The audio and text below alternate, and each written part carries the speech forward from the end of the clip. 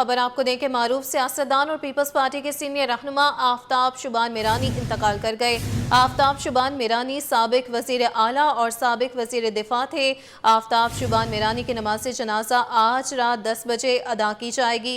सदर मुमलिकत, वजीर आला सिंध, वफाकी वजीर शाजिया मरी और डिप्टी मेयर कराची समेत सियासी और समाजी शख्सियात ने आफ्ताब मीरानी के इंतकाल पर गहरे दुख और अफसोस का इजहार किया है। मजीद बात कर लेते हैं आजिज जमाली से। आजिज, बताइएगा। जी हाँ, देखिए, ये अफसोसनाक खबर है कि मुल्क के मारूफ सीनियर सियासतदान और पीपल्स पार्टी के सीनियर रहनुमा आफ्ताब शुबान मीरानी यहाँ एक मकामी अस्पताल में इंतकाल कर गए हैं। आफ्ताब शुबान मीरानी पीपल्स पार्टी के इंतहाई सीनियर रहनुमाओं में शुमार होते थे। अब वो मुतअद्दिद बार शिकारपुर से रुकने कौमी असम्बली रहे, रुकने सूबाई असम्बली रहे, वो सिंध के 88 की हुकूमत में वजीर आला भी रहे, 1993 की पीपल्स पार्टी की गवर्नमेंट में वफाकी वजीर दिफा रहे। आफ्ताब शुबान मीरानी कई दिनों से मकामी अस्पताल में जेर इलाज थे और आज शाम जो है उनका इंतकाल हुआ है। पाकिस्तान पीपल्स पार्टी के अहम रहनुमाओं के अलावा सदर ममलिकत आसिफ अली जरदारी, वजीर आला सिंध सैयद मुराद अली शाह के अलावा पीपल्स पार्टी के मुतअद्दिद रहनुमाओं ने आफ्ताब शुबान मीरानी के इंतकाल पर अफसोस का इजहार किया है और उनके ख़ानदान से दिली हमदर्दी का इजहार किया है। दूसरी जानिब उनके अहले खाना के मुताबिक आफ्ताब शुबान मीरानी की नमाज जनाजा आज रात 10 बजे अदा की जाएगी और ये नमाज जनाजा डिफेंस के मस्जिद बैतुल सलाम में डिफेंस फेज 4 में अदा की जाएगी और उनकी आफ्ताब शुबान मीरानी की जो तदफीन है वो बिजरी के कब्रिस्तान में की जाएगी। तो अब ये इतला ये है कि पीपल्स पार्टी के अहम रहनुमा नमाज जनाजा में शरीक होंगे। हालांकि इनका ताल्लुक शिकारपुर से था, लेकिन इनकी तदफीन कराची में की जा रही है। इनकी एक बेटी जो है वो रुकने सदर असम्बली भी हैं। तो ये अफसोसनाक खबर है आफ्ताब शुबान मीरानी की। जी ठीक है, आज इस ये बताइएगा, क्या मौत की क्या वजूहात सामने आई है? क्या काफ़ी अरसे से अलालत में मुब्तला थे? जी हाँ, वो काफ़ी अच्छे से अलील थे और तकरीबन 2 हफ्ते कबल उनको यहाँ एक निजी अस्पताल में इलाज के लिए दाखिल करवाया गया था और इसी इलाज में पीपल्स पार्टी के रहनुमा, काफ़ी रहनुमा वज़ीर आला सिंध समेत उनकी इयादत करने भी गए थे। लेकिन चूँकि वो मुतअद्दिद बार अस्पतालों में दाखिल होते रहे, बहरहाल वो जामबर ना हो सके और आज जो है उनका इंतकाल हो गया। ठीक है, आज इस ये भी बताइएगा कि जैसे कि उनकी सियासी खदमात बहुत ज़्यादा हैं और इस हवाले से अब तक जो है वो लवाहिकीन का क्या कहना है और साथ ही साथ जो है वो क्या तासुरात हैं उनके और सियासी समाजी शख्सियात ने कब तक शिरकत की है और कितने लोग आ रहे हैं? जी देखिए, जहाँ तक उनकी सियासी हिस्ट्री का ताल्लुक है तो आफ्ताब शुबान मीरानी जुल्फ़िकार अली भुट्टो के ज़माने से पाकिस्तान पीपल्स पार्टी के साथ रहे। ख़ास तौर पे जो 1988 में मोहतरमा बेनज़ीर भुट्टो की पहली हुकूमत कायम हुई, तब से लेके आज तक वो पीपल्स पार्टी के साथ रहे और शिकारपुर से ही हमेशा रुकने कौमी असम्बली मुंतखब होते रहे हैं। लेकिन सियासी बहरान बेनज़ीर भुट्टो की पहली हुकूमत में जब शुरू हुआ तो कायम अली शाह उस ज़माने में वज़ीर आला सिंध थे। कायम अली शाह को तब्दील करके फिर आफ्ताब शुबान मीरानी को वज़ीर आला सिंध मुकर्रर किया गया, लेकिन ज़्यादा अरसा हुकूमत नहीं कर सकी थी। फिर जब दूसरी बार 1993 में पाकिस्तान पीपल्स पार्टी की हुकूमत कायम हुई और दूसरी बार जब शहीद मोहतरमा बेनज़ीर भुट्टो वज़ीर आज़म बनी तो आफ्ताब शुबान मीरानी को वफाकी वज़ीर दिफा, ये इंतहाई अहम मुद्दा होता है, वफाकी वज़ीर दिफा मुकर्रर किया गया था और उस पूरी हुकूमत में आफ्ताब शुबान मीरानी जो हैं वफाकी वज़ीर दिफा रहे। उसके अलावा अगर उनकी मैं आपको प्रोफाइल बताऊं तो काफ़ी हेवी प्रोफाइल है। अगर उनका सियासी प्रोफाइल अगर बात की जाए तो बुनियादी तौर पे वो ज़मींदार घराने से ताल्लुक़ रखते थे और उनका जो शिकारपुर है आबाई इलाका, तवील मुद्दत से उन्होंने पार्लियामानी सियासत की। इंतखाबी हल्का NA 202 है उनका शिकारपुर से। ख़ास तौर पे बेनज़ीर भुट्टो से उनके ख़ानदानी ताल्लुकात थे और एक हद तक मोहतरमा बेनज़ीर भुट्टो और ख़ास तौर पर उसके बाद भी पीपल्स पार्टी के चेयरमैन बिलावल भुट्टो जरदारी उनका बहुत ख्याल रखते थे। लेकिन चूँकि वो काफ़ी अरसे से अलील हैं तो इस वजह से वो पार्लियामानी सियासत में इस वक्त सरगर्म नहीं थे। लेकिन उनकी जहाँ तक ताल्लुक है नमाज जनाजा की, तो वो आज ही अदा की जाएगी। रात 10 बजे का यहाँ पे टाइम बताया गया है उनके अहले खाना की जानिब से। और उसमें जैसे कि मैंने बताया कि उनकी नमाज जनाजा जो है आज रात 10 बजे मस्जिद बैतुल सलाम डिफेंस बेस में अदा की जाएगी, जबकि उनकी तदफीन जो है गिजरी डिफेंस के कब्रिस्तान में होगी। जी ठीक है, आजिज़ जमाली हमें इस हवाले से अपडेट कर रहे थे। आफ्ताब शुबान मिरानी काफ़ी अरसे से कराची के अस्पताल में ज़ेर इलाज थे, आज इंतकाल कर गए हैं। अफसोसनाक खबर है। आजिज़ बहुत शुक्रिया। खबर आपको देखिए, महमीर तुनियो अपने साथियों के हमरा घरों में डाके डालता था। गुलशन इकबाल में मुबैना मुकाबले में महमीर तुनियो की हलाकत के हवाले से पुलिस का मौक़िफ़ सामने आ गया। महमीर तुनियो कराची में ही रिहाइश पजीर था और अपने दीगर साथियों के हमरा घरों में डकैतियाँ करता था। पुलिस का कहना है कि आला पुलिस अफसरान को तमाम शवाहिद पेश कर दिए गए हैं। 2 दिन बाद रिपोर्ट कराची पुलिस चीफ को भेजी जाएगी। मज़ीद तफसीलात जानते हैं हमारे नुमाइंदे सलमान सलीम से। सलमान, आगाह कीजिएगा।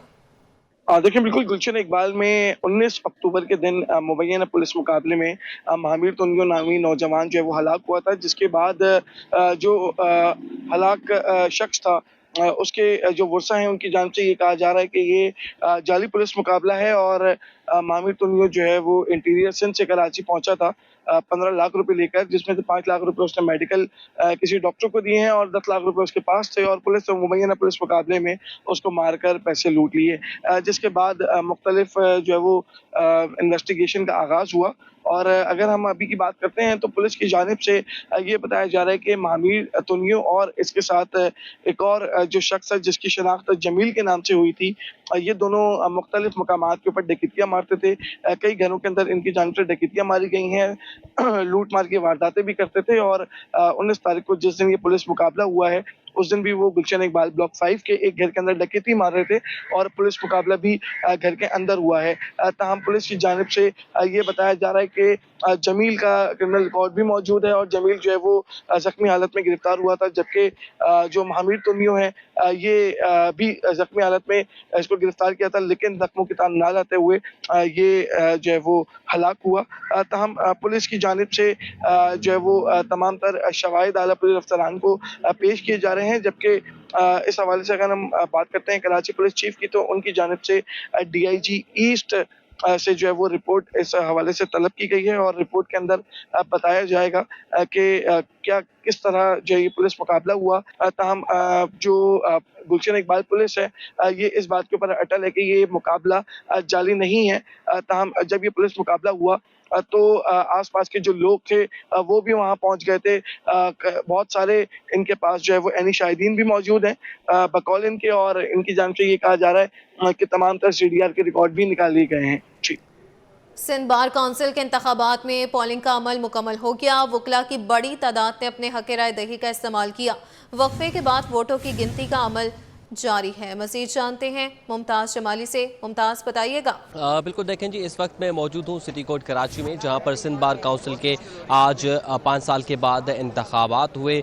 कराची की मजमूई तौर पर 16 नशिस्तों से 101 मुमताज़ जमाली से रब्ता बहाल करने की कोशिश करेंगे। आपको बता रहे हैं कि सिंध बार काउंसिल के इंतखाबात में पोलिंग का अमल मुकम्मल हो गया। वकला की बड़ी तादाद ने अपने हक राय दही का इस्तेमाल किया। वक्फे के बाद वोटों की गिनती का अमल इस वक्त जारी है। सिटी कोर्ट समेत मुख्तलिफ पोलिंग स्टेशन में इंतखाबी गहमा गहमी है। सिंध बार काउंसिल इंतखाबात में पोलिंग का अमल मुकम्मल हो गया है। मज़ीद बात कर लेते हैं मुमताज़ जमाली से। रब्ता बहाल हो चुका।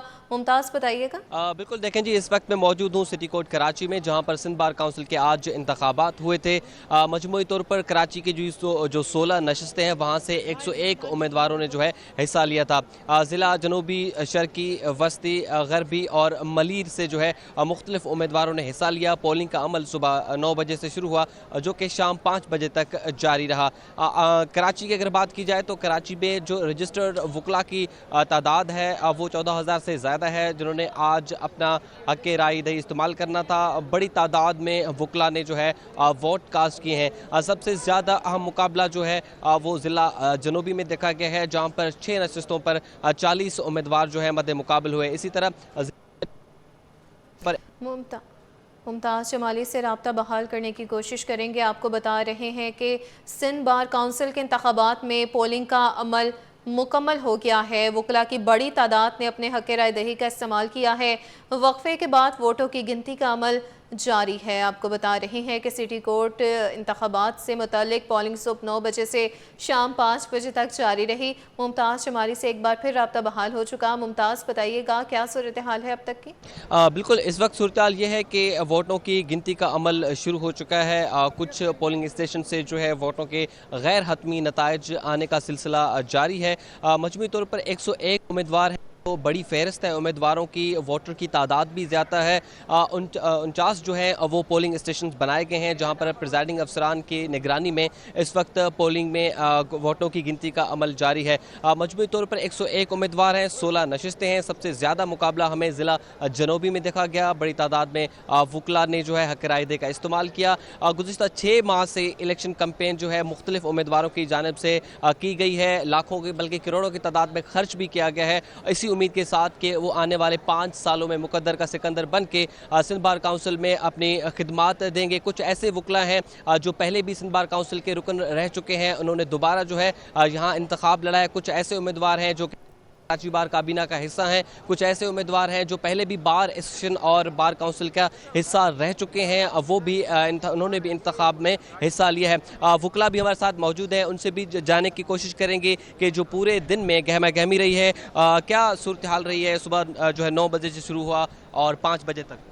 अल्हम्दुलिल्लाह यहाँ पे जो हमारे वकला की ये इलेक्शन है, ये एक दोस्तों की इलेक्शन है और सुबह से लेकर अभी तक जो गर्मा गर्मी यहाँ पे चली और वोटर्स और उसके साथ जो सपोर्टर्स थे उसमें सख्त मुकाबला था। हर ग्रुप यही चाह रहा था कि ये ग्रुप जो ये वोट हमें मिले, मगर यहाँ पे जो हमने देख रहे हैं कि मुकाबला जो है वो बड़ा हर सीट पे यहाँ पे जो नौजवानों का रेशा है वो 80% है और नौजवानों ने हमेशा तब्दीली लाई। मैं समझता हूँ कि इस बार भी सिंध बार कौंसिल की इलेक्शन में जो नौजवान है वो बड़ी तब्दीली लाएंगे। नौजवान बड़ी तब्दीली लाएंगे। आप क्या कहते हैं, 2020 में भी इलेक्शन हुआ और 2025 में क्या फ़र्क दिखाई दिया आपको? बिस्मिल्लाहिर्रहमानिर्रहीम। तमाम दोस्तों को अस्सलाम वालेकुम। असल बात ये है कि जो सिंध बार काउंसिल की इलेक्शन है ये सिंध की सबसे बड़ी बार है, ठीक है। ये वो बार है जिसमें जो नए आने वाले जो लोग होते हैं, जो लॉ कॉलेज से पास आउट होने के बाद जो है वो नए एडमिशन जिनके क्या होते हैं पास आउट होने के बाद वो आते हैं और वकला बनते हैं, ठीक है। तो उसमें उनके लिए आसानियाँ पैदा की हैं, काफ़ी मामलात हुए हैं और जिन लोगों से जो है वह पूरा साथी नाराज़ थे तो उन लोगों को रिजेक्ट भी किया है। अब नए जो है कि उम्मीदवार हमारे आए और माशाल्लाह काफ़ी अक्सरियत से जो इंशाल्लाह वो जीतेंगे भी और मज़ीद जो है वकला की वेलफेयर के लिए अच्छा काम भी करेंगे, जिसकी वजह से सब ने जो यकजा होकर जो है मेहनत की है और वोट कास्ट की है। अच्छा, आप ये बताएं कि सुबह 9 बजे से ये अमल शुरू हुआ वोटिंग का, शाम 5। इंतज़ामात कैसे आपको दिखाई दिए बहैसियत वोटर, अगर आपसे सवाल करें तो? तमाम बेहतरीन आज के इंतज़ामात जो थे वो बेहतरीन थे और जिसमें हमारे जो रिटर्निंग ऑफिसर है उसने तमाम बेहतरीन इंतज़ामात किए थे, जिसमें जुडिशरी ने भी बहुत अच्छा यहाँ पे एक रोल अदा किया है, जिसमें हम समझते हैं कि आज की जो इलेक्शन है वो फेयर हुई है और नौजवानों ने भरपूर इसमें हिस्सा लिया है और कोई भी ऐसा वोटर नहीं है कि वो रह गया हो, मगर मैं समझता हूँ कि ज़्यादातर वोटर्स जो है वो कास्ट हो चुके हैं। 101 उम्मीदवार हैं, बात है इसमें 16 उम्मीदवार ही कामयाब होंगे। जो नई बॉडी बनेगी सिंध बार काउंसिल की, उससे नौजवान वकला की क्या तवक्कात हैं, क्या उम्मीदें हैं? सबसे पहले तो मैं इसमें एक बात बता दूं कि जिस तरीके से आज आपको पता है कि इलेक्शन जो है कराची बार के अंदर हो रहा है, ठीक है। मुमताज़ जमाली से रब्ता बहाल करने की कोशिश करेंगे। आपको बताएं कि सिंध बार काउंसिल के इंतखाबात में पोलिंग का अमल मुकम्मल हो गया। वकला की बड़ी तादाद ने अपने हक़ राय दही का इस्तेमाल किया। वक्फे के बाद वोटों की गिनती का अमल जारी है और इस वक्त वोटों की गिनती का अमल जारी है। सूरत हाल ये है, वोट जो है वो काउंटिंग हो रही है, रिज़ल्ट शो हो गए हैं माशाल्लाह काफ़ी हद तक और उसके अंदर जो है भरपूर तरीके से जो है कराची बार ने अपनी एफ़र्ट्स आज दिखाई हैं, उसके लिए जो हम उसको हाईली अप्रिशिएट करते हैं। और दूसरा आपने जो सवाल किया है इसके अंदर ये बता दूं मैं कि नए आने वाले वकला और जो हमारे जो है वो जो प्रैक्टिसिंग एडवोकेट्स हैं उनके लिए बड़ी आसानियां बन गई है, बड़े मामला बेहतर हो गए हैं। अब जो उम्मीदवार हैं उनको पता लग गया है, उनको अंदाज़ा हो गया है कि अगर हम काम करेंगे तो हम आएंगे, अगर वो काम नहीं करते, वकला जो अपने मेम्बरान को रिजेक्ट भी करना जानते हैं, रद्द भी करना जानते हैं, मुस्तरद भी करना जानते हैं। तो यही मेरा जो है इस आपके प्रोग्राम से, इस चैनल के तवज्जुह से पैगाम है कि तमाम यंग वकला को और तमाम प्रैक्टिसिंग एडवोकेट्स को और तमाम हमारे वकला दोस्तों को कि आप उस दोस्त को, उस साथी को, उस मेंबर को वोट कास्ट कि जो काम करे वकला की वेलफेयर के लिए और उनके फलाह बहबूद के लिए। बहुत शुक्रिया। काम करे वकला के वेलफेयर के लिए, फलाह बहबूद के लिए, उनको ही जो है चुना जाएगा, उनका ही इंतखाब किया जाएगा। इस वक्त भी वोटों की गिनती का अमल जारी है, जो कि अंदाजे के मुताबिक रात 12 बजे तक गिनती जारी रहेगी। उसके बाद जो है हतमी नताइज का ऐलान किया जाएगा। जी ठीक है, वोटों की गिनती का अमल जारी है। मुमताज़ जमाली बराह रास्त अपडेट कर रहे थे, बहुत शुक्रिया। आगे बढ़े, आपको बताएं कि महकमे खेल की जानिब से सचल गोट में 2 रोज़ा ऑल सिंध मलाखड़ा के मुकाबलों का इनेकाद किया जा रहा है। इवेंट में सिंध के 30 डिस्ट्रिक्ट के पहलवान हिस्सा ले रहे हैं। District sports officer Ismail Shah कहते हैं सिंध में पहली बार इतना बड़ा मुकाबला हो रहा है। फातेह के लिए इनामी रकम भी रखी गई है। मज़ीद जानते हैं मोहम्मद हमाद से, जो अब से कुछ देर कबल हमें आगाह कर रहे थे। जी हमाद, बताइएगा।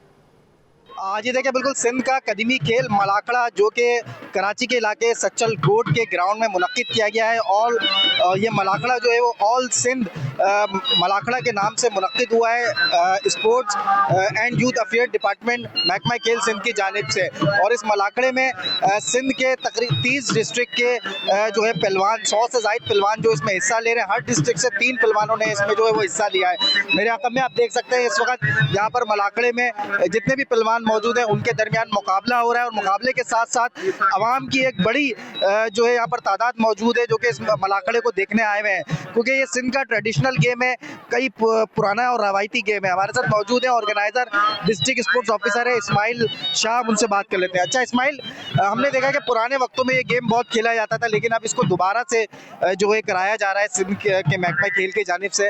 कितने इसमें जो है मलाखड़े में कितने पहलवान मौजूद हैं और कितने दिन का ये मुकाबला है? जी बिस्मिल्लाह, पहले तो आपको बहुत शुक्रिया आपके यहाँ तशरीफ लाने का।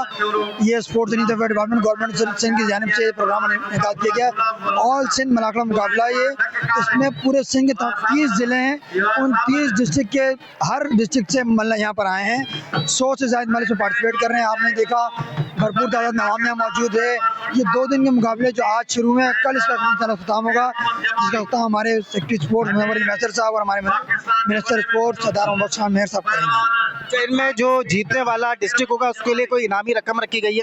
जी बिल्कुल, डिस्ट्रिक्ट के लिए भी इसमें बेसिकली ये जोड़ वाइज मुकाबले होते हैं, तो इसमें पहला जोड़, दूसरा जोड़, तीसरा जोड़, तीनों के लिए इनामी रकम भी रखी गई है और उनके लिए ट्रॉफीज और इनामात भी हैं। बिल्कुल, आपने सुना जो है 30 डिस्ट्रिक्ट के जो है 100 से ज़ायद पहलवान इस मलाखड़ा में जो है वो हिस्सा ले रहे हैं। और हम देख रहे हैं कि यहाँ पर जो आवाम की एक बड़ी तादाद मौजूद है और वो यहाँ पहलवानों को दाद देते हुए भी नज़र आ रहे हैं और काफ़ी खुश नज़र आ रहे हैं, क्योंकि जो है कराची में ये गेम जो कि पहली दफ़ा कराया जा रहा है और लोग जो है काफ़ी खुश हो रहे हैं इस गेम को देख के। और उनका यही कहना है कि कल इसका इख्तितामी रोज़ 2 रोज़ा ये मुकाबले है और कल जो पहलवान जीतेगा उसको ना सिर्फ इनामी रकम बल्कि ट्रॉफी भी दी जाएगी। जी खबर आपको दें कि कराची एयरपोर्ट पर एयर कराची के पहले दफ्तर का क़याम कराची के ताजरों की जानिब से ऐलान के बाद तेज़ी से तकमील की जानिब गामजन। एयर कराची के मरकजी दफ्तर का इफ्तिताह कर दिया गया। मज़ीद बात कर लेते हैं ब्यूरो चीफ अशरफ खान से। अशरफ खान, बताइएगा इससे मुताल्लिक़। जी देखा जाए, एविएशन इंडस्ट्री से एक अहम खबर आई है कि जैसे कि कराची के ताजरों ने ऐलान किया था अपनी एयरलाइन लाने का।